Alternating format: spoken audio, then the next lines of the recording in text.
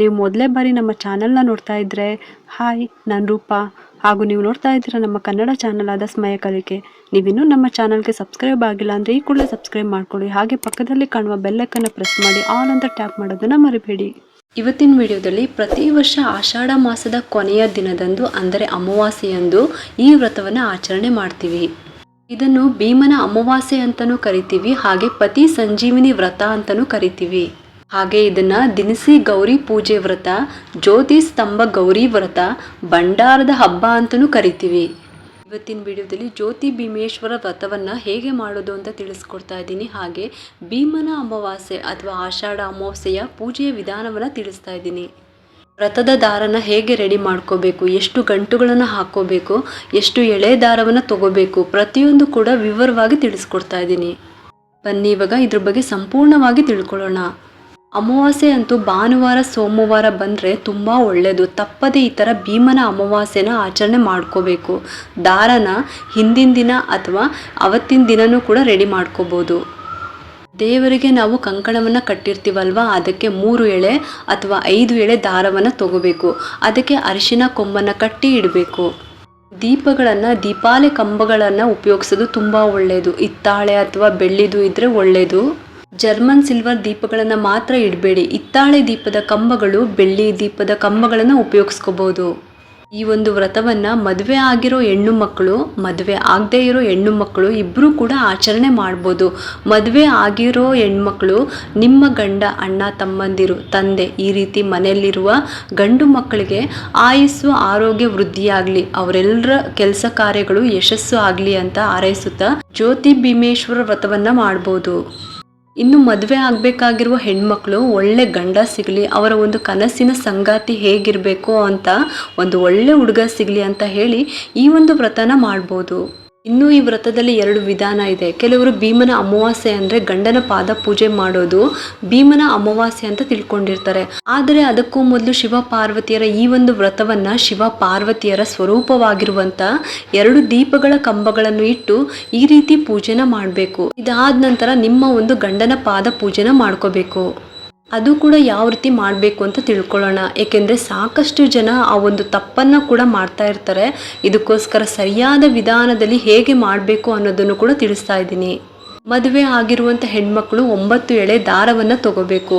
ನೀವು ಹಳದಿ ದಾರವನ್ನು ತಗೊಂಡ್ರೂ ಪರವಾಗಿಲ್ಲ, ಅಥವಾ ಬಿಳಿ ದಾರಕ್ಕೆ ಅರಿಶಿನ ಹಚ್ಚಿಬಿಟ್ಟು ಅದನ್ನು ಹಳದಿ ಮಾಡ್ಕೋಬೇಕು. 9 ಎಳೆ ದಾರಕ್ಕೆ 12 ಗಂಟುಗಳನ್ನು ಹಾಕಬೇಕು. ಮಧ್ಯಭಾಗದಲ್ಲಿ ಮೊದಲು 1 ಗಂಟನ್ನು ಹಾಕಬೇಕು. ಆ ಕಡೆ ಮತ್ತು ಈ ಕಡೆ 5 ಒಟ್ಟು 11 ಗಂಟು ಆಗುತ್ತೆ.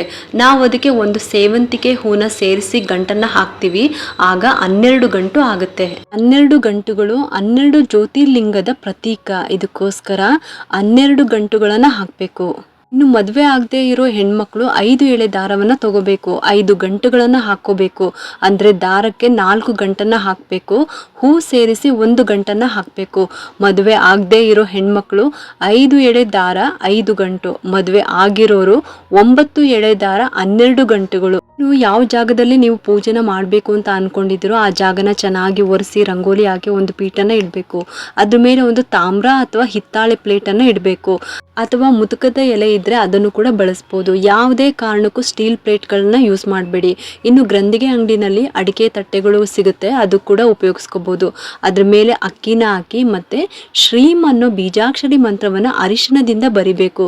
ಅದ್ರ ಮೇಲೆ ಅರಿಶಿಣ, ಕುಂಕುಮ, ಬಿಲ್ಪತ್ರೆನ ಇಡಬೇಕು. ಅಕ್ಷತೆಯನ್ನು ಹಾಕ್ಬಿಟ್ಟು ಅದ್ರ ಮೇಲೆ 2 ವಿಳ್ಯದೆಲೆನ ಇಡಬೇಕು. 2 ವಿಳ್ಯದೆಲೆಗೂ ಕೂಡ ಗಂಧ, ಅರಿಶಿಣ, ಕುಂಕುಮನ ಹಚ್ಚಿ ಅದ್ರ ಮೇಲೆ 2 ದೀಪದ ಕಂಬಗಳನ್ನು ಪ್ರತಿಷ್ಠಾಪನೆ ಮಾಡಬೇಕು. ಇದು 2 ಕೂಡ ಶಿವ ಪಾರ್ವತಿಯ ಸ್ವರೂಪ. ಅದಕ್ಕೋಸ್ಕರ ಈ ರೀತಿ ಅಕ್ಕಪಕ್ಕದಲ್ಲಿ ಇಟ್ಕೋಬೇಕು.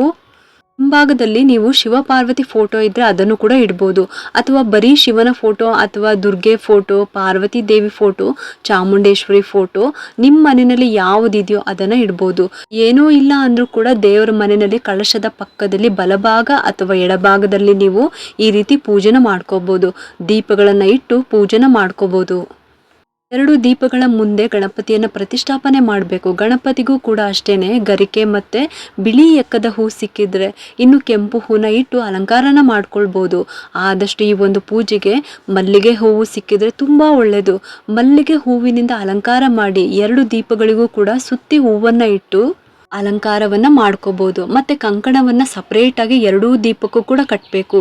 ದೀಪಕ್ಕೂ ಕೂಡ ಅರಿಶಿನ ಕುಂಕುಮ ಹಚ್ಚಿ ಅಲಂಕಾರ ಮಾಡಬೇಕು. ಮತ್ತು ಈ ದೀಪಗಳಿಗೆ ತುಪ್ಪ ಹಾಕಿ ಹಚ್ಚೋದು ತುಂಬ ಒಳ್ಳೆಯದು. ಮೊದಲು ತುಪ್ಪ ಹಾಕಿ ಆಮೇಲೆ ಬತ್ತಿ ಹಾಕಿ ಹಚ್ಚಬೇಕು.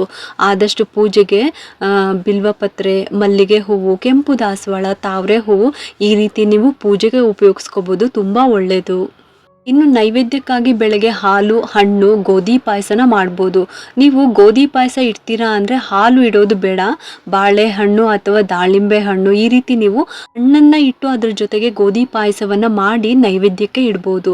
ಬೆಲ್ಲ ಮತ್ತು ಗೋಧಿಯ ಪದಾರ್ಥ ಶಿವನಿಗೆ ಪ್ರಿಯ ಆಗಿರೋದ್ರಿಂದ ಗೋಧಿ ಪಾಯಸ ಮಾಡಬೇಕು. ಸಂಜೆಗೆ ಸ್ವಲ್ಪನಾದರೂ ಮೊಸರನ್ನ, ಅದಕ್ಕೆ ಸ್ವಲ್ಪ ದಾಳಿಂಬೆನ ಹಾಕಿಬಿಟ್ಟು ಮೊಸರನ್ನ ಮಾಡಿಬಿಟ್ಟು ನೀವು ದೇವಿಗೆ ನೈವೇದ್ಯವನ್ನು ಮಾಡಿ. ಅಂದರೆ ದುರ್ಗಾದೇವಿಗೆ ತುಂಬಾ ಒಳ್ಳೆಯದಿದು. ಮನೆಯಲ್ಲೂ ಕೂಡ ಶಾಂತಿ ಸಮಾಧಾನ ನೆಲೆಸುತ್ತೆ. ಈ ದಿನ 2 ನೈವೇದ್ಯವನ್ನು ಮಾಡಬೇಕಾಗುತ್ತೆ. ಬೆಳಗ್ಗೆ ಗೋಧಿ ಪಾಯಸ ಮಾಡಿ, ಸಂಜೆಗೆ ಮೊಸರನ್ನ ಮಾಡಿ. ಬೆಳಗ್ಗೆ ಈ ರೀತಿ ನೀವು ಸಿದ್ಧತೆ ಮಾಡಿಕೊಂಡು ಅಲಂಕಾರ ಮಾಡ್ಕೋಬೇಕು.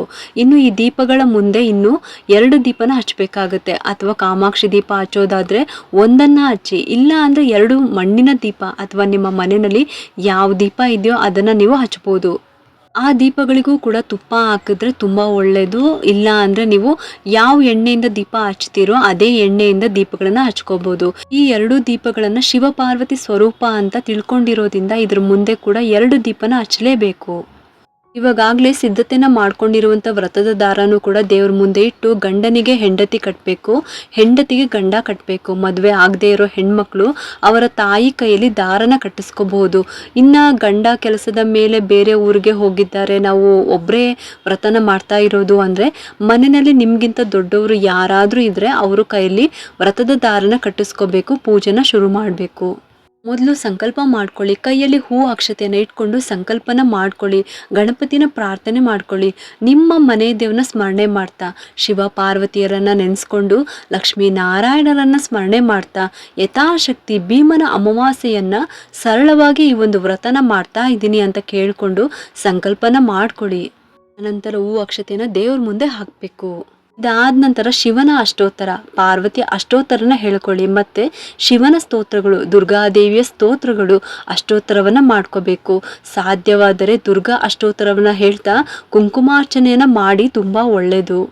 ಅರ್ಚನೆಗೆ ನೀವು ಬಿಡಿ ಹೂಗಳು ಮತ್ತು ಬಿಲ್ಪತ್ರೆನ ಮಿಕ್ಸ್ ಮಾಡಿಬಿಟ್ಟು ಇಟ್ಕೊಂಡು ಅದರಲ್ಲಿಯೇ ನೀವು ಈ ದೀಪಗಳಿಗೆ ನೀವು ಅರ್ಚನೆಯನ್ನು ಮಾಡ್ಕೋಬೋದು ಅಥವಾ ಕುಂಕುಮಾರ್ಚನೆಯನ್ನು ಮಾಡ್ಬೋದು. ಇದು ಸರಳವಾದಂತಹ ಜ್ಯೋತಿ ಭೀಮೇಶ್ವರ ವ್ರತದ ವಿಧಾನ ಆಗಿರುತ್ತೆ. ಈ ದಿನ ಉಪವಾಸ ಇರಬೇಕು ಅಂತ ಏನೂ ಇಲ್ಲ. ಪೂಜೆ ಆಗೋವರೆಗೂ ಕೂಡ ನೀವು ಉಪವಾಸವಿದ್ದು ನೀವು ಪೂಜೆ ಆದಮೇಲೆ ನೈವೇದ್ಯಕ್ಕೆ ಇಟ್ಟಿರುವಂಥ ಪ್ರಸಾದನ ತಗೊಂಡು ಮನೆಯವ್ರಿಗೂ ಕೂಡ ಹಂಚಿ ನೀವು ತಗೋಬೋದು. ಇದು ಬೆಳಗಿನ ಪೂಜೆ ಆಗಿರುತ್ತೆ.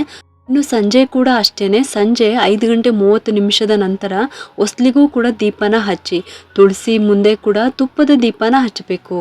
ಸಾಧ್ಯವಾದರೆ ಸಂಜೆ ಲಲಿತಾ ಸಹಸ್ರನಾಮವನ್ನು ಅಥವಾ ದುರ್ಗಾ ಸಪ್ತಶತಿಯನ್ನು ಪಾರಾಯಣ ಮಾಡಬೇಕು. ಮೊಸರನ್ನವನ್ನು ಮಾಡಿ ನೈವೇದ್ಯಕ್ಕೆ ಇಡಬೇಕು. ಲಲಿತಾ ಸಹಸ್ರನಾಮ, ದುರ್ಗಾ ಸಪ್ತಶತಿ ಪಾರಾಯಣ ಮಾಡೋದಕ್ಕೆ ಆಗಲ್ಲ ಅನ್ನೋರು, ಬರಲ್ಲ ಅನ್ನೋರು ಮೊಬೈಲ್ನಲ್ಲೂ ಕೂಡ ಕೇಳ್ಬೋದು. ಕೇಳೋದು ಕೂಡ ತುಂಬ ಒಳ್ಳೆಯದು. ನೀವು ಕೇಳುವಾಗ ಕೂಡ ಅಷ್ಟೇ ಕೈಯಲ್ಲಿ ಹೂ ಅಕ್ಷತೆಯನ್ನು ಇಟ್ಕೊಂಡು ಒಂದೇ ಮನಸ್ಸಿನಿಂದ ಕೂತ್ಕೊಂಡು ಕೇಳಿ. ಅದಾದ ನಂತರ ಈ ದೀಪಗಳ ಹತ್ತಿರ ಕೈಯಲ್ಲಿರುವ ಹೂ ಅಕ್ಷತೆಯನ್ನು ಹಾಕಿ ಚೂರು ನಿಮ್ಮ ತಲೆ ಮೇಲೂ ಕೂಡ ಹಾಕೊಳ್ಳಿ. ಆನಂತರ ನಮಸ್ಕಾರ ಮಾಡ್ಕೋಬೇಕು. ಇದಾದ ನಂತರ ಮಹಾಮಂಗಳಾರತಿನ ಮಾಡಿ ಮನೆಯವ್ರಿಗೂ ಕೂಡ ಕೊಡಿ, ನೀವು ಕೂಡ ತಗೋಬೇಕು. ಆನಂತರ ಮೊಸರನ್ನ ನೈವೇದ್ಯಕ್ಕೆ ಮಾಡಿರೋದನ್ನ ಎಲ್ರಿಗೂ ಕೂಡ ಕೊಟ್ಟು ನೀವು ಕೂಡ ತಗೋಬೋದು. ರಾತ್ರಿ 9 ಗಂಟೆ ನಂತರ ನೀವು ಈ ದೀಪಗಳನ್ನು ಕದಲಿಸಿ ಮಾರನೇ ದಿನ ಸೋಮವಾರ ಬೆಳಗ್ಗೆ ಇದನ್ನೆಲ್ಲ ನೀವು ಎಲ್ಲನೂ ಕೂಡ ವಿಸರ್ಜನೆ ಮಾಡ್ಕೋಬಹುದು. ಇಲ್ಲಿ ಅರ್ಚನೆಗೆ ಬಳಸಿರುವಂಥ ಬಿಲ್ಪತ್ರೆನ ಹೊರಗಡೆ ಬಿಸಾಗೋದಕ್ಕೆ ಹೋಗಲೇಬೇಡಿ. ಅದನ್ನು ಒಂದು ಪೇಪರ್ನಲ್ಲೋ ಅಥವಾ ಕವರ್ನಲ್ಲೋ ಎತ್ತಿ ಇಟ್ಕೋಬೇಕು. ಮಕ್ಕಳು ಮಲಗುವಾಗ ಅವರ ದಿಂಬಿನ ಕೆಳಗೆ ಇಡೋ ಅಂಥದ್ದು, ನಿಮ್ಮ ಪರ್ಸ್ಗಳಲ್ಲಿ ಇಟ್ಕೊಳ್ಳೋದು, ಬೀರೂನಲ್ಲಿ ಕ್ಯಾಶ್ ಬಾಕ್ಸ್ನಲ್ಲಿ ಇಡೋದು ತುಂಬ ಒಳ್ಳೆಯದು. ಬಿಲ್ಪತ್ರೆ ಮಹಾಲಕ್ಷ್ಮಿಯ ಸ್ವರೂಪ. ಅದು ಒಣಗಿದ್ರೂ ಕೂಡ ಅದಕ್ಕೆ ಶಕ್ತಿ ಜಾಸ್ತಿ. ಇದಕ್ಕೋಸ್ಕರ ಪೂಜೆಗೆ ಬಳಸಿರುವಂಥ ಬಿಲ್ಪತ್ರೆನ ಹೊರಗಡೆ ಹೂವಿನ ಜೊತೆ ಬಿಸಾಕೋದು ಬದಲು ಅದನ್ನು ನೀವು ಹಾಗೆ ತೆಗೆದಿಟ್ಕೊಳ್ಳಿ. ಬೀರುನಲ್ಲಿ, ಕ್ಯಾಶ್ ಬಾಕ್ಸ್ನಲ್ಲಿ ಇಡೋದ್ರಿಂದ, ಜೇಬುಗಳಲ್ಲಿ ಮತ್ತು ಪರ್ಸ್ಗಳಲ್ಲಿ ಇಟ್ಕೊಳ್ಳೋದ್ರಿಂದ ಹೊರಗಡೆ ಹೋಗುವಂಥ ಕೆಲಸ ಕಾರ್ಯಗಳು ಕೂಡ ತುಂಬ ಬೇಗ ಆಗುತ್ತೆ. ಹಣದ ವ್ಯವಹಾರಕ್ಕೆ ಏನಾದರೂ ಹೊರಗಡೆ ಹೋಗ್ತಾ ಇದ್ದಾರೆ ಅಂದರೆ ಆ ಕೆಲಸ ಕೂಡ ಸಕ್ಸಸ್ ಆಗುತ್ತೆ.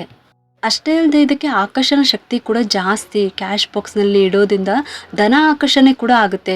ಇನ್ನು ಮಲಗುವಾಗ ಕೆಟ್ಟ ಕನಸು ಬೀಳುತ್ತೆ ಅಂತ ಏನಾದರೂ ಅಂದರೆ ತಲೆ ದಿಂಬಿನ ಕೆಳಗೆ ಕೂಡ ಇದನ್ನು ಇಟ್ಕೊಂಡು ಮಲ್ಕೋಬೋದು. ತುಂಬ ಒಳ್ಳೆಯದು, ಚೆನ್ನಾಗಿ ನಿದ್ರೆ ಕೂಡ ಬರುತ್ತೆ. ಯಾವುದೇ ರೀತಿ ಕೆಟ್ಟ ಕನಸುಗಳು ಕೂಡ ಬರೋದಿಲ್ಲ. ಇದಕ್ಕೋಸ್ಕರ ಈ ಬಿಲ್ವಪತ್ರೆಯನ್ನು ಹೂವಿನ ಜೊತೆಗೆ ಕಸಕ್ಕೆ ಹಾಕಬೇಡಿ. ಈ ರೀತಿ ಎತ್ತಿಟ್ಕೊಂಡು ಹೊರಗಡೆ ಪ್ರಯಾಣಕ್ಕೆ ಹೋಗಬೇಕಾದ್ರೂ ಅಷ್ಟೇ ಯಾವಾಗಲೂ ಇಟ್ಕೊಂಡಿರಬೇಕು, ತುಂಬಾ ಒಳ್ಳೆಯದು. ದಾರಿಯಲ್ಲಿ ಬರುವಂಥ ಅಡೆತಡೆಗಳು, ಅಪಮೃತ್ಯು ಈ ಥರದ್ದೆಲ್ಲ ನಿವಾರಣೆ ಆಗುತ್ತೆ.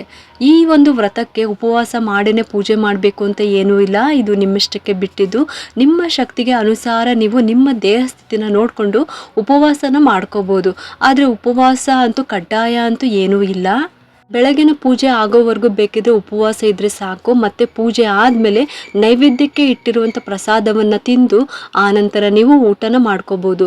ಇನ್ನು ಈ ಒಂದು ಪೂಜೆ ಆದಮೇಲೆ ಗಂಡನ ಪೂಜೆನ ಮಾಡುವಂಥವರು ಯಾವ ರೀತಿ ಮಾಡಬೇಕು, ಕೆಲವೊಂದು ತಪ್ಪುಗಳನ್ನು ಮಾಡೋದ್ರಿಂದ ಈ ಪೂಜೆಯ ಫಲ ಖಂಡಿತ ಸಿಗೋದಿಲ್ಲ. ಗಂಡನ ಪಾದ ಪೂಜೆ ಮಾಡೋರು ಯಾವ ರೀತಿ ಮಾಡಬೇಕು ಅಂತ ಮುಂದಿನ ವಿಡಿಯೋದಲ್ಲಿ ತಿಳಿಸ್ಕೊಡ್ತೀನಿ. ನಿಮಗೆಲ್ಲರಿಗೂ ಈ ಒಂದು ವಿಡಿಯೋ ಇಷ್ಟ ಆಗಿದ್ರೆ ಒಂದು ಲೈಕ್ ಮಾಡಿ, ಶೇರ್ ಮಾಡಿ ಮತ್ತು ಸಬ್ಸ್ಕ್ರೈಬ್ ಮಾಡಲು ಮರಿಬೇಡಿ. ಯಾಕೆಂದರೆ ನೀವು ಮಾಡೋ ಒಂದು ಸಬ್ಸ್ಕ್ರೈಬಿಂದ ನಮ್ಮಂತಹ ಸಣ್ಣ ಸಣ್ಣ ಚಾನಲ್ಸ್ಗೆ ಒಂದು ಸಪೋರ್ಟ್ ಮಾಡ್ದಂಗೆ ಆಗುತ್ತೆ. ಮತ್ತೆ ಸಿಗ್ತೀನಿ ಮುಂದಿನ ಹೊಸ ವಿಡಿಯೋದೊಂದಿಗೆ ಅಂತ ಹೇಳುತ್ತಾ ಈ ವಿಡಿಯೋನ ಮುಗಿಸ್ತಾ ಇದ್ದೀನಿ. ಸರ್ವೇ ಜನ ಸುಖಿನೋ ಭವಂತು.